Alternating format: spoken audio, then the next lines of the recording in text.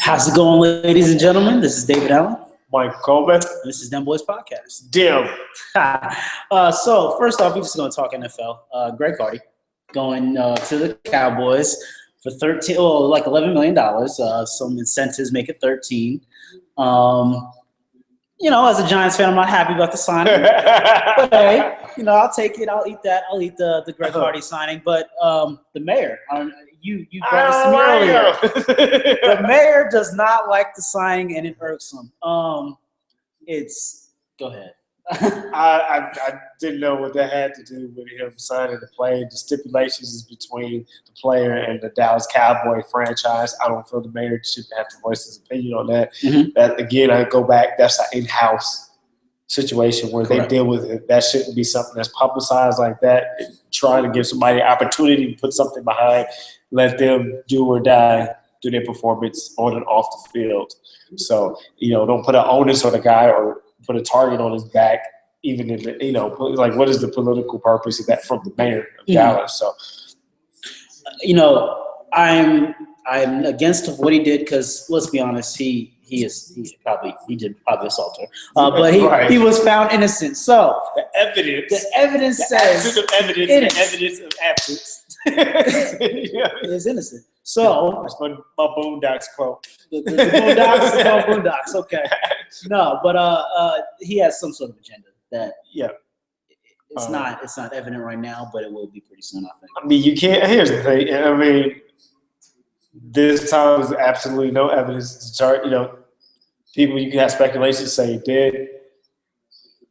I'm not there to judge someone's personal life only when it becomes an issue, which it did, affected the franchise he was playing for, affected everything that's going on. And that's not a good way to represent when you're, whether you like it or not, you're expected to be a role model. Mm-hmm. At the same time, people have issues as they're trying to perform as a professional. So the fact of the matter is, there was an issue that arose. It was a legitimate concern. There were charges. There was some physical assault there. But from technicality, you move on. Perfectly honest, if it was Ray Rice, it'd be a different story because there was evidence. I don't think the mayor would say anything to Ray Rice. To be honest with you. Well, yeah. So there you go. It wasn't even a question. Ray Rice, that's a whole nother. Let's not get it was on video. Look, this is Dem Boyz, but I don't want to say anything about Ray Rice. Come after you. No, it's terrible. Transitioning. Dwayne Bowe. Yeah. Don't sign with the Chiefs. Right. I hope you Chiefs fans wanted him to. He's going to the Browns because he wanted that money, I guess. Yeah. I mean, like you and I talked about, you reaffirmed me that he really didn't do much with Kansas City, but is just a local favorite. I appreciate Kansas, but Kansas fans can be too loyal sometimes. And the fact that, what are you talking about? I'm talking about the fact that you love somebody for what they used to do and not what they're doing now. And so that's what Janet Jackson, old school song, what have you done for me lately? And that's what professional sports is about. What have you done lately? Not, the Kansas City Chiefs probably appreciate the blood, sweat, and tears that Bo has put into it, but when they come to that crossroads, it becomes a boys and men. It's so hard to say goodbye to yesterday, see you. Understandable. Other NFL news, there was some other low-level signings, is what I like to call them. But they obviously are not low level because they play NFL and they have talent. So going over to NBA, Paul George last summer had that gruesome injury with the nice leg, way to put it. The bone popping out. If I don't know you out there, Kevin Ware is saying that's one of these. Right? You just can't even say that. Put your hand in your face. Right. Yeah. Scratching your neck. Come back next week. I don't recommend it. Too soon? I don't recommend it. I think he's probably having a good. You push it to the end of the season. You're not in any game shape. You're working out, and the beginning of the season is the best way to work yourself back into it because it's not pressure to perform. Mm-hmm. So my concern is when he's going to put himself enough unnecessary pressure, that's where your body tenses up and may cause injuries to other parts because you're trying to overcompensate for maybe some of the emotional, mental, psychological confidence you have about that injury. And so, that's why I think something like that is good to stay out. Let the team figure it out this year. But, with that money on the table. But I think he's locked up for the next 4 years. But what about him? I know, but you want to increase. Correct. I want my playing money versus my injury money. Exactly. Correct. What was I going to say? The Paul George, they're in the playoff hunt. Right. So, even with that, you still say don't come back? I don't think it's worth it. I think you got to look at hindsight. But, they're in front office. They must know something more than we do. But I just don't think it's worth it. The signing. Or not the signing. Right. Him coming back. Yeah, correct. Understandable. Okay. Well, KD, that's indefinitely. I think that's a very smart thing.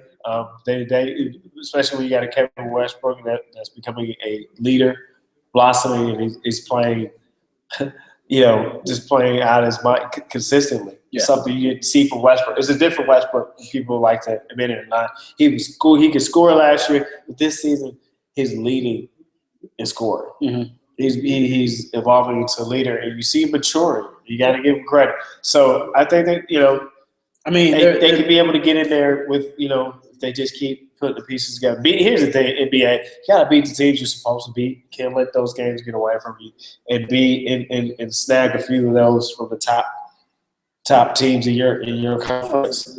You got if you see them again, you got to snag a few of those and just.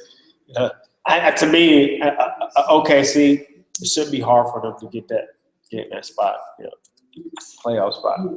With the injury, it would be tough. With the KD out, now indefinitely. I think it'd make it better. You spread the floor out. His last touches. Kevin Westbrook. There's other people. Russell Westbrook. See, that was he said Kevin. He said Kevin the right. Yeah, I agree. Last time you said Russell Wilson. That's right. Russell Wilson. Russell Westbrook. So that was my turn. Yeah, I got you. I think Russell. Thank you. Russell Westbrook. I think it'll open the floor up for other talent pieces there. And when you have somebody, KD doesn't get a lot of touches. He gives the ball too, but it clogs up and brings all the attention to Kevin Durant. Here, this is almost like a hodgepodge of players. It's okay, Russell Westbrook, and then who else is going to show up? And that's kind of intriguing to see who's willing or who wants to step up. The cancer and who just actually hurt his foot, I believe again. Hurt his foot and. DJ Augustine, that's right. DJ Augustine pickups, I think, definitely helped him as far as depth-wise to going into the playoffs because, Russell Westbrook can't do it by himself. And I think he has kind of been doing it by himself for the most part. Put a cape on your back, Russell. And triple-double it up. He is the man. Talk about, another injury is that baseball with Clayton Kershaw. Clayton Kershaw. Sorry, Clayton Kershaw. Kershaw. I don't know who Clayton Kershaw. Compton. It's Friday. See, it's Friday. But Clayton, it is March Madness. We are going crazy over here actually watching some games right now. But so he was struck in the face by a line drive. Right.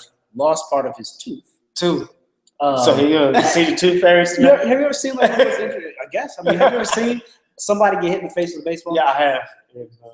It's very large. Yeah. I want because it is. It's very. And I wonder when they're going to start tweaking and experimenting with this game safety wise. Since they've been doing it with other sports, I just wonder when they're going to, especially the pain area. It's because like a freakish. Mm-hmm.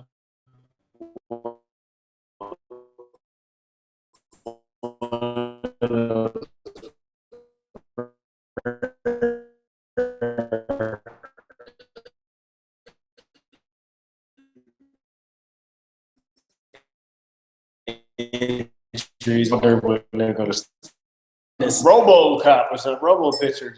And every year it seems that there is somebody getting hit.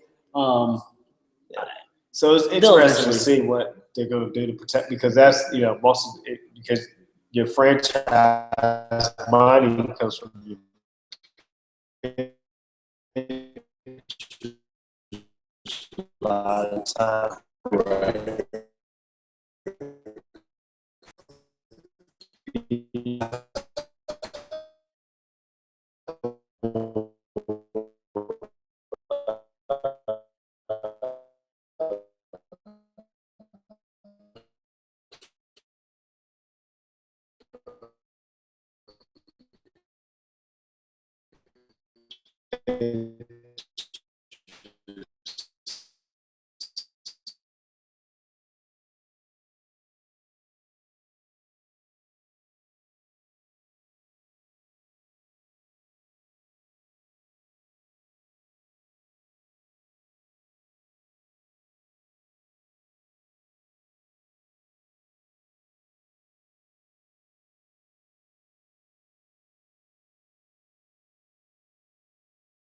Okay. And Dos Anjos came in and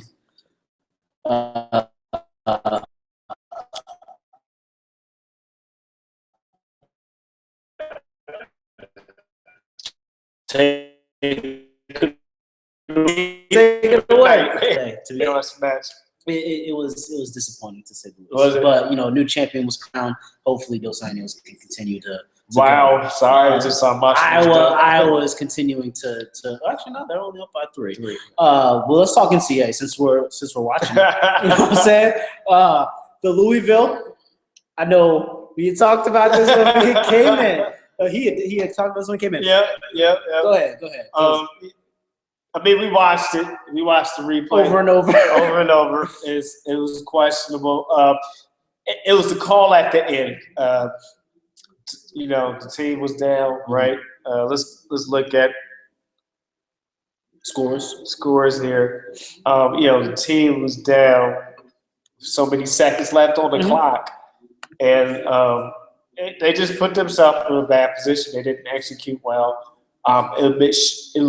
Certainly would look like a double foul or a push, but then, like you and I talked about, you can't put yourself in a bit. You got to have a better execution. Correct. It can't come down to the call. So no one's perfect, but it's just tough how early some of these bogus or no calls are a factor in winning or losing, and that's what shouldn't be happening. Correct. So that's what I'm an advocate of. That shouldn't be happening. So, but it happened. It's happening. Mm-hmm. You got to deal with it. And you can't reverse the call. Can't reverse the win. So after we looked at it, we kept rewinding and looked at it. I mean, it wasn't. Correct. It wasn't. It could be called or it couldn't be called. Right. I mean, it was a good no call, I thought, but they lost. I mean, you keep the Vegas line intact. The Vegas line intact. Exactly. Going from 113 seed to another, the Valpo. Here's your cry. Listen, Valpo did not play a single tournament team regular season the whole year. And they go in there, and yes, they played a good game against Maryland. Yes, they did. And that was the worst last second. Correct. I agree with you. Correct. That was just bad play calling. Bad play calling. Now, I don't think they deserve to be there. Michael does. There's an automatic bid. They won the Horizon League. Who is in the Horizon tournament? I will give you 5 guesses. Put on the comments who is in the Horizon League. Please tell me. I'm not going to say any names. We'll give you a try.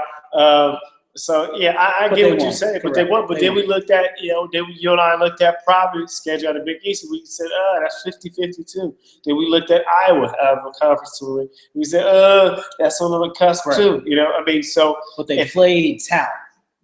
No, the thing to make the difference is they played ranked teams throughout the season versus playing nobody throughout the whole year. Yeah, and winning your conference tournament at the end. And you're still a talented team. Correct. Which you are. They proved that today in a 3-point loss. Correct. So now their final play, I mean, was terrible. Bad coaching. It's terrible. It's terrible. It's terrible. Well, they did not attack the basket. They didn't have good. I don't know if the coach didn't draw it up or they froze up. Sometimes players freeze up and don't execute. You don't know the word in the huddle, but it didn't They didn't execute it well to get a look at the basket. They didn't put themselves in a position to get a good look at the basket. That's all you want. You dribble down into the corner. And anytime you dribble down the corner with the game on the line, you need a three. That spells trouble. So swiped it away. And it was a good defense. It really was. No, that was good defense. Normally, when you do swipe down, you get foul call. Exactly. His hands were so quick. He was focused on the gentleman defended that. The defender was focused on it. Got a good hand in there.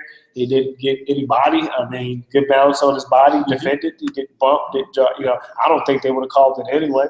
Yeah, correct. So, and that's not, to Charles' controversy. I just don't think, because some officials like, I don't want to be the one to call that. Mm-hmm. Yeah. Either way, I don't want the one to be the call it to help it go into overtime. And I don't want to be the one to call it to help somebody. I mean, so it's that 50-50 call or don't call. And again, it's just sad that some games a few calls are being a factor of it. So therefore, and like you said, some teams are finding a way to lose the game or give the game away. So, yeah. Harvard, UNC. Do you think UNC was trying to give the game away? Or I think Harvard did a good job to get back to the game, execute. They got back into their group and executed their play on offense, and then that helped them to get energized on defense and make the stops they needed. It was a physical game both ways. And here's the thing: the reason why Harvard was able to get back in the game because the officials let them play. Correct. Okay, that's very true. And it wasn't any dirty play, but the officials let them play basketball. So let the boys play. They let them play. Let them play. And UNC went cold offensively and stopped executing. And sometimes it's very tough to finish a game ball, but then that shows lack of experience of that group of Tar Heels. Okay, that Roy really has. He doesn't have that what you call tournament savvy players yet. They haven't got So the 05 UNC. Right. Yeah, no. So you got to learn. Here's the thing: is UNC needs to be careful and need to learn how to close out games. This is one and done, but that's what's happened to. That's what's happened to him in the regular season as well. Got Robert Morris down 17 to Duke here. Well, that's always going to happen, Duke is. Well, I mean, this is like one of the few teams Duke can play man to man. Correct, because we have been going zone a lot recently. Right. So this is actually the talent level they could stop. Man, I'm just pointing that out. I mean, hey, we shut down some teams with our zone. Some mid-major teams, I tell you, y'all the bad mid-major stopper. Oh, the Duke record. Nah, well, let's actually talk about some local college teams as far as WSU and KU, who are now going to play each other. The state finally gets what they've been waiting for a long time, and in no other way. I would have it no other way than it be with something on the line, and that is, to get to the next round in the NCAA tournament. I think it's a beautiful way to do the case here. I believe Wichita State is going to bring that A game. Mm-hmm. KU is going to. This probably might be a little more intense than the K-State KU game. Oh, yeah. And the only reason is because it's the NCAA tournament, but I think this has just been a taste that's been out there for everybody. People waiting to get in their mouth. Now you're putting blood in a pit bull's mouth right now on both sides of the game. And I think you're going to see some play. You have to see that on both sides tremendously. And so I'm not expecting a blowout. I'm expecting this game to go down to the wire and a free throw. Who was the free throw game? That's what I'm expecting. I could be wrong, but I just see it as well matched up, well anticipated. And everybody's going to throw their best blows as far as offensively to try to come away with a victory on Sunday. Van Fleet with 27, stepping his name back up into the maybe top 15, maybe. Maybe. I mean, he proved. Remember we talked about earlier is that he had to keep showing that he can lead, and that's what he did today when they needed it. So, in the crucial time of the year. Now I have two brackets, and WSU. Yeah, he did. I have two brackets, and Wichita State is winning one of them, and KU is winning the other. He just said this on national podcast. Because I cannot. Now, be perfectly honest, I'm gonna say it right now. WSU, I believe, is gonna win, just because KU's been running for a while now. So you think he's gonna catch up to him? Oh yeah, he's coming for him. So you think that the Shockers are more up for this game? Oh yeah, yes sir. I'll put money on it right now. I'll put money on it right now. National podcast. WSU will take this game. Money on it right now. Yeah, and then also you know that's a great game. I think Wichita State played a good game. They struggled earlier to get into their offensive set. That's the thing. Great teams. We talked about it. Consistent teams find ways to win games. Right. Just like I have to give you credit, you said bad teams find ways to lose teams, or teams that are not used to that level or that platform, that stage. So here's the thing: you have some good majors that have earned it, and they can compete with some of the best. But it's the fact of the matter that they don't play that level teams night in and night out like other conferences do. Do you think if Valpo played a couple more teams, maybe ranked, they would have taken out Maryland? I think they could have finished that game because they know what it's like to play in a big game. They didn't play in a big regular season game. Correct. Okay. Where they were competing, they were in it, you know. And so now you're at the doorstep, a one and done, deer in the headlights. Yeah. You're correct. We could do everything to compete. We could do everything to be 2-4 points behind, but now how do we finish this thing off? Because then that's when your level or lackluster of schedule does play effect on your team, on what you can do and how you execute. The NC State comeback, LSU loss. I mean, you had LSU. I thought that was a good pick because I thought they had more athletic and better players. But Godfrey, that coach there at NC, it just seemed like they find ways to win this time of year. They just find. I'm not saying I like them or dislike them. It's just the past 3-4 years, they just find ways to win their formula where it matters. And so far, all the at-large bids have been proven correct. So I'm not saying pro Wolfpack NC State. I'm just saying this is the case and this is what happened. Yeah, what happens. Yeah. Understandable. Iowa State will. I'm gonna get to that later. Let's come back to that. A lot of people's feelings are hurt right now. A lot of people on that side, a lot of people's Elite Eight is jacked up, including mine. But Georgia State, something that we called earlier. I called it. Took out Baylor. The reason why I called it because I just thought they had a more mature backcourt. And more Poole's backcourt. He didn't pay the bill again. And then it was just experienced team there, Georgia State. And in bracket, it was a good matchup. It just fit for them. Right. And it put them in that kind of matchup. To me, that's what I call an anybody's game. That wasn't a sure win for anyone. And Georgia State, as you say, as Calipari says, when he had a certain team down in Memphis and he ran a set, you put it up here and go get it. It was one of those games you got to put the ball up there. You got to go get the win. Correct. And it came down to a ridiculous three-pointer way out. I mean, but it wasn't like eyes closed. They executed. It was poised. What's interesting was that was almost like the Valpo last possession. Almost. It really was. But they had better movement. They spaced the floor out. They stretched out the defense out in the perimeter, and they had an open shot. Correct. They set some screens. They screened, so that they bound the space the floor out. Valpo came out. It was cluttered. It was 2 handoffs. It was real close, and you really never made the defense. You never forced the defense to make a decision. And that was the difference between the Valpo last-second shot play, design play, and Georgia State. If you watch it, the people you can watch it again and review the highlights. They had to stretch. They stretched the floor out a little bit better to just give them an open shot. They knew it wasn't. You knew you weren't going to get just 3-4 feet behind the line. You knew you had to take a shot about 7-8 feet from behind the line. Right. So at least let's create the space so we can get a good look at the basket and see what happens. And that's what they did. Valparaiso, it looked like a Chinese fire drill. Yeah, correct. Now my hurting subject, I guess I could say, is the Iowa State loss. And the UAB played.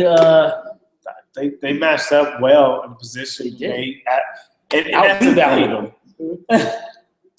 And that's usually where Ohio State as well, because they have big guards and then they have effective posts.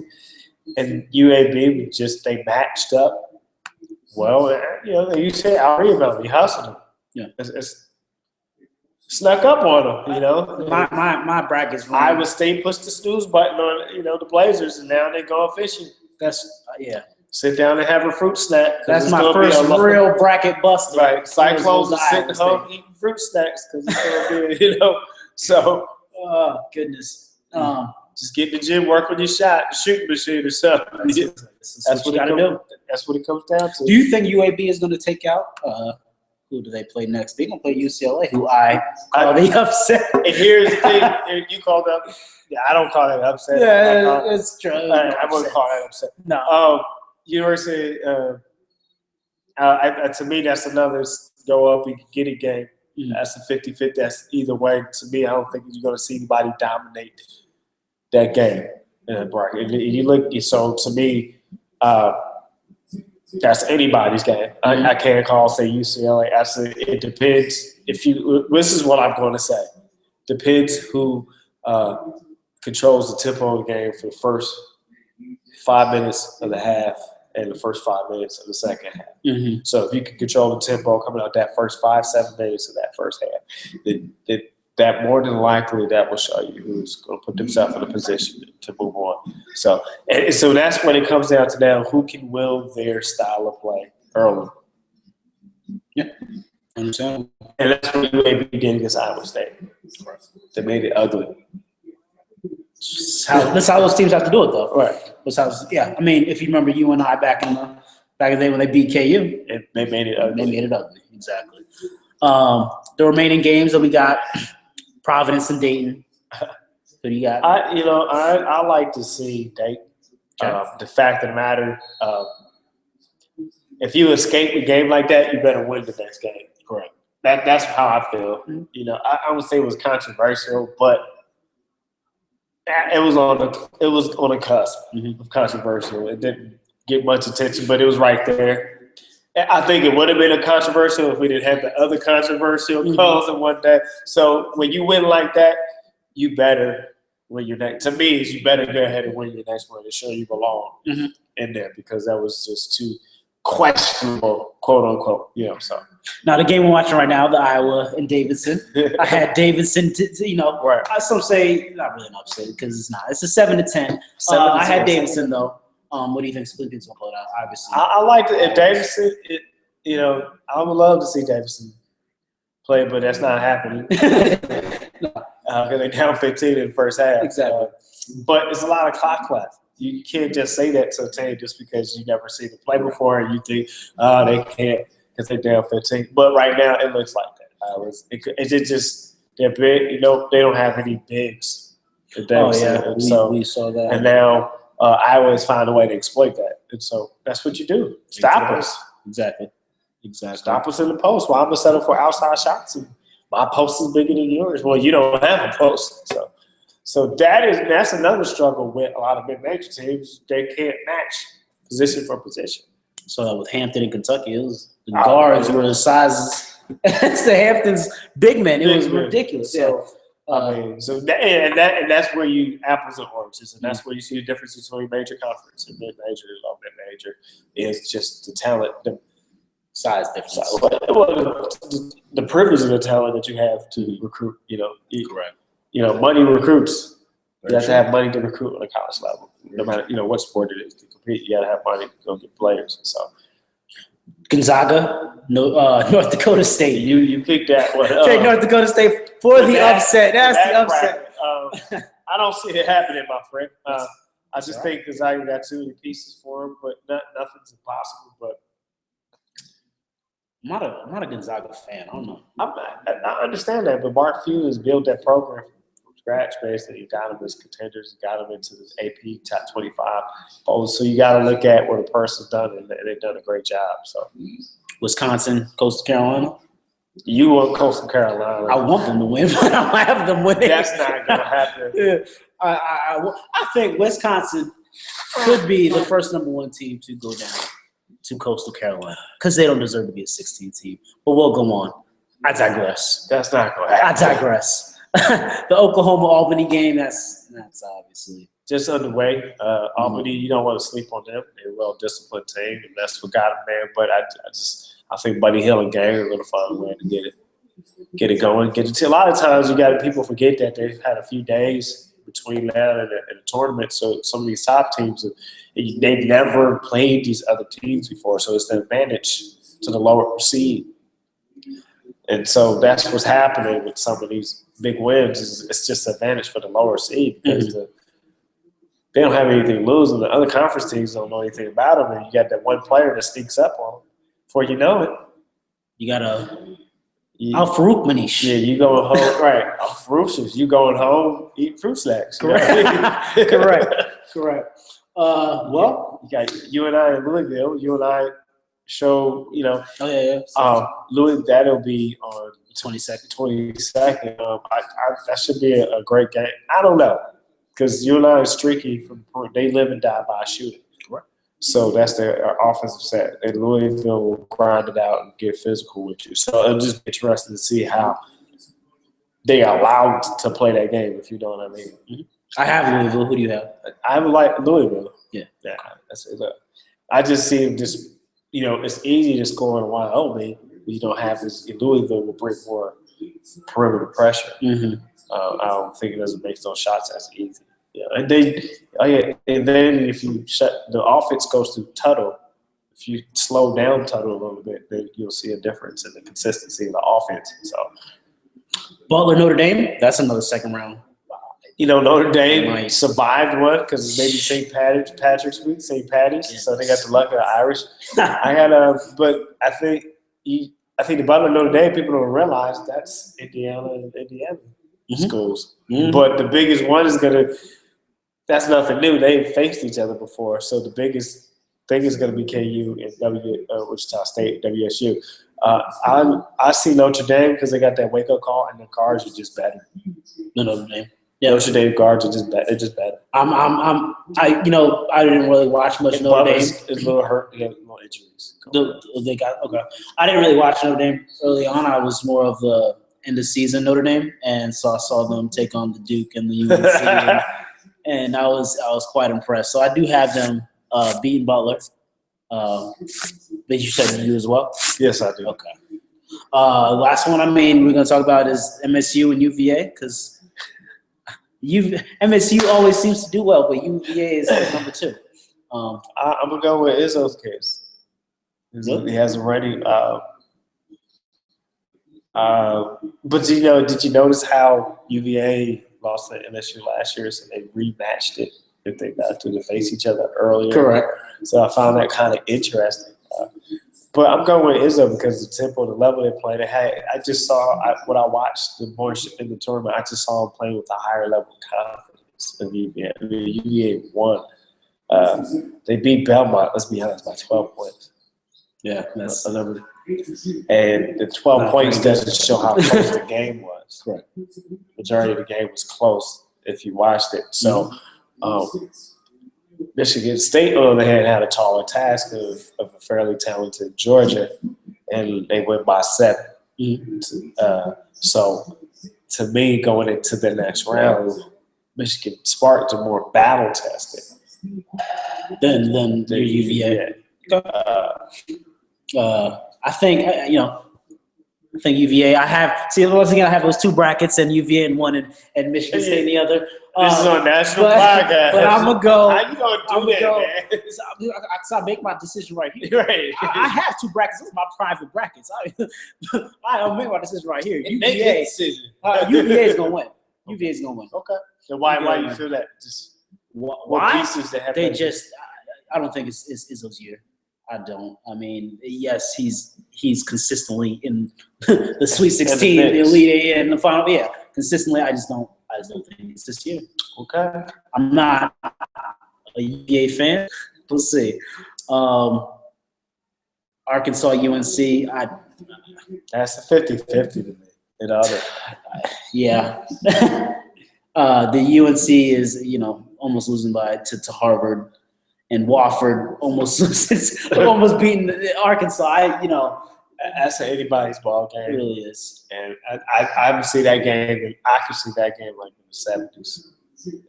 the offensive game. Score? I'll be shocked if it's not.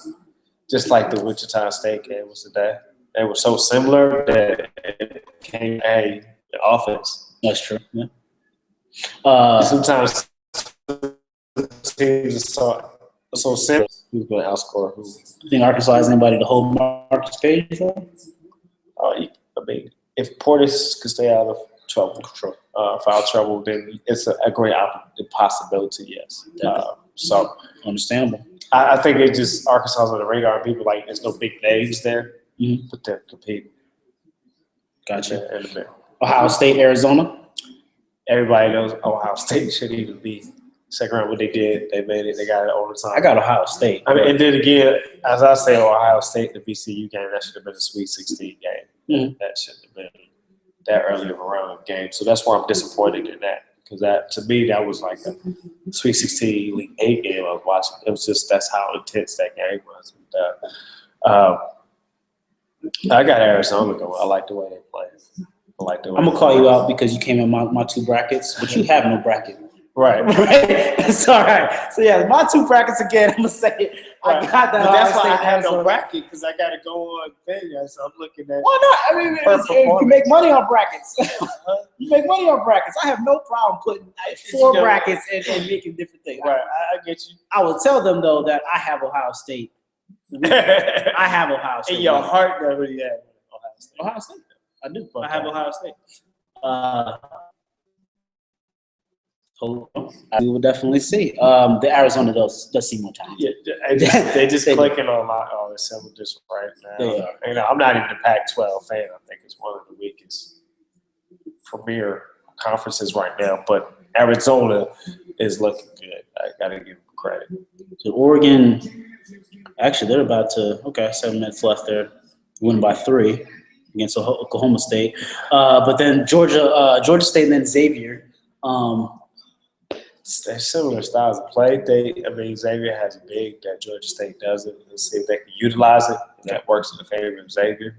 Chris Mack out there, they probably have 2 brilliant, coaches that know how to get their teams ready for these games. So, again, though, Georgia State's backcourt and guard play, if it's clicking out, that can cause some problems for Xavier. But then, Xavier has some.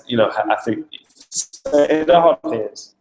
Again, I go back to NCAA tournament game comes down to what team can establish its way of play first. That's what it comes down to, which team can establish its way to play, and then how the officials going to let you play. And can you adjust to how they're calling it? Mm-hmm. Very true.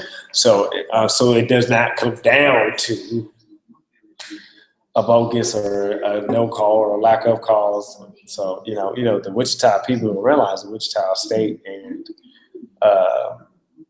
who's that? The Indiana game was fairly, a lot of both teams got to the free throw line a lot.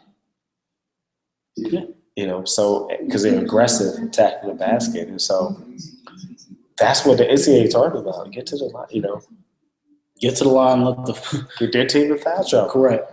You had James Harden again, NBA the other day, scored 50 points with 22 free throws. He went to the line 25 times. Attack the basket. Now, that's realistic if you're attacking the basket every time you touch it. Correct. So that means majority of his shots were probably 12 feet in. Mm-hmm. He had, you saw his shot chart, and he only made 4 3-pointers. Took 12. Right. So, and scored 50. So, I get to the basket. Everybody in this NCAA tournament get to the basket. Right. That's how you win. Stop trying to be on ESPN. With 3-pointers, yeah. Exactly. Get to the basket. I say to y'all, Leak Farouk Manesh from UNI years ago. You ain't him. All right. But once again, I want to thank our sponsors, I9 Sports. KBAF, Kansas Basketball Academy Foundation. We are going to get out of here because it is getting dark. All right. You guys have a great night.